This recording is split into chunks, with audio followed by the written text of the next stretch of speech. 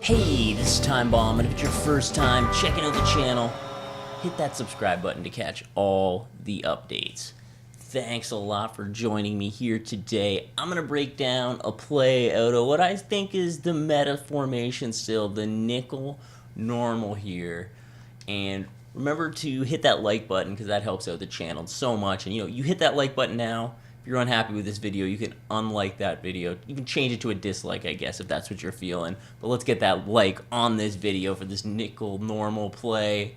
Simple play, the cover 3 sky. And you could use this one or the cover 3 hard flat, either one. They're the same thing. Basically, you're making the decision, are you going to put them into hard flats or cloud flats? Now we're going to use a random play against us. I wouldn't say I'm too crazy with this play against the run, which is weird to me because there's really only one difference in, like, you just have an extra CB on the field rather than a linebacker. So I feel like it should be strong, but I get burned on it more, even if I set it up the exact same way as a 4-3 cover 3 run stop play that I use. I don't know. So what I like about this more about the cover 3 buzz or some of the other little cover 3s in here is that both of those, the CB and the strong safety, you have 2 DBs playing the cloud or hard flats on this play. So that's what I like about it. You have good players there. They're more likely to make a play on sort of any sort of a corner route or sort of developing crossers, that kind of stuff. Though you're basically gonna have to decide with your user which way you're gonna go with it. So here's the basic setup that you can do. You just base a line, put them into cloud flats, pinch your line, and then I will usually move Dawkins a little bit closer. Or sorry, no. This kind of got switched or whatever. I'm not used to it. I feel like this got flipped. But in this case, I would move Locke a little in closer. So you see you've got both of your clouds kind of in there. And then I would jump on Lewis as my user and kind of just jump right in here. And then I'm going to user over in the middle and more towards the left side of the field. That's it. Simple, basic setup right here. That's all I'm going to do. Kind of look to user. They're going to get that ball in there. You would hope. Who's that over there? I can't tell who it is. But you would hope for them to make a better play on that ball. This is typically the way that I have it set up, so that they're like this. So the CB's on the left and the safety playing the cloud flat is on the right side. Get them in there, boom. And if you want, you can kind of do a more blitzing setup too, like this, where you just pinch the line, double tap A, and get him right over here. And then if I am feeling like I want a little bit more coverage, I'll put my outside end here, my right end, into a little vertical hook, and then I'll move my user over right here in the C gap, kind of hover around there, and I'm just going to user over the middle and to the right over here up the seam. Just kind of look at that. So I've got some pressure coming in. Got my cover 3s looking good over the top. Shouldn't be able to beat me deep, so it's just going to be a good user, and boom, I should be able to get a pick if he throws that one. He doesn't, and he makes a move. He's able to get a little more than I'd like there. I would hope that the end that I put into that cloud would play that a little bit better. Again, we're just going to flip this, move our safety kind of right into the box a little bit closer, kind of get them a little bounce, get our safeties playing in the deep, right over the middle, and we can send the pressure right from there too over the middle. Let's just send let's send 5 at him this time. See how this looks getting in there. Should get a bit more pressure here. Send it more of it's kind of a mixed coverage with combo. I feel like I have over top there. He throws it underneath here. Not going to get very much doing that, though. And that's when you can kind of look to start playing hard flats if you see your opponent doing that a lot. Send the pressure from a little closer this time. I'm going to play some hard flats. We've only got one guy underneath here. You can even move this safety right into the box to give you a little more run support. You shouldn't be too much of a threat. You've only got Rice running a route here, so this play I feel confident should do a good job against a run if he does run it on me. Looks to hand it off. He finds that hole up the middle. See, just not. I felt confident about it, but still not as strong as a running stop play. So that's something to keep in mind.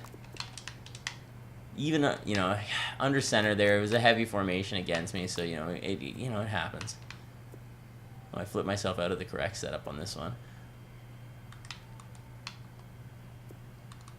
Send pressure. I'm sending pressure again, even though this could be trips tight end. This could easily be some sort of crossing route or that slot wide receiver Brown. He could be running a little corner outside, something like that I'd want to be aware of. I might even spotlight Brown in this situation. Spotlighting seems to work for me. If I notice people are making quick throws to a certain receiver, if I start spotlighting them, boom, knock that one down. If I start spotlighting them, they definitely notice receivers in that area getting there a little quicker and making a play on them.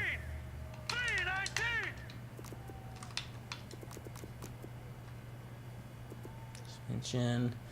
And yeah, I'm not going to send any heat this time, and let's see how it does against the run. I'm actually going to push in my, pinch the line there and even show blitz here. Let's see if we can stop the run a little better this time. I'm going to use the safety. Sometimes I find that helps if I use the safety and kind of shoot gaps a little bit better. Handing it off. Oh no, play action, so I get back to the deep, but he's still able to make that quick throw underneath. Where are the hard flats on that one? I feel like I got let down by my AI there because they were right there to make a play. They just didn't do it. Just getting everyone in position. See two wideouts on that left side. Shift that line over to that side. I'm going to leave my coverage mostly out there, and I'm just going to jump over there with my user, try to cover, it looks like Moss in the slot. Yeah, Moss in the slot there. Looking for him up the seam. Tries to throw it. Boom. Oh, wow. See, I made the play, but almost made a weird little play to get it loose. So you can see this play gives you a lot of different options. You can send some pressure out of it. You can definitely get a lot of picks with a good user. And yeah, I really like this play. It's definitely why it's one of the meta. People are using it to get that pressure in there. What I would do around it is just, you just kind of want to always have an underneath option, drags, table routes from your running back and your tight end running drags, and then just look to develop a little bit deeper. I would probably be sending 4 routes against it, not that afraid. If you send a bunch of routes against this formation and just have your quick reads ready to look what's open right through it, you should be able to rip this up. But as well, I feel like you can make some good adjustments with the coverage and sending pressure from a few different areas that you can get a lot of picks and some sacks with it. So let's take a look at some of the gameplay footage I have of this play. Alright, here we are taking a look at some of the gameplay footage. See, I get right in there underneath, doing a good job shutting down those routes over the middle, and nothing's open. He's got to roll out, pressure gets in, shakes one tackle, second man's going to take him out though. Another play, sending 4 receivers out there, doesn't have enough blocking, he gets in for a sack. Here again, doing a good job shutting down underneath, watching those drag routes cross, and I don't really overcommit, and yeah, I'm able to shut them down for another sack. See here, I'm sending 5 at the quarterback, they're going to get in, look at that, boom, getting the pressure right in there. Again, no, not again, I'm only sending 4 this time, got the end playing a little hook zone, boom, pressure gets in there. Again, see that little shift. I'm going to jump into the C gap.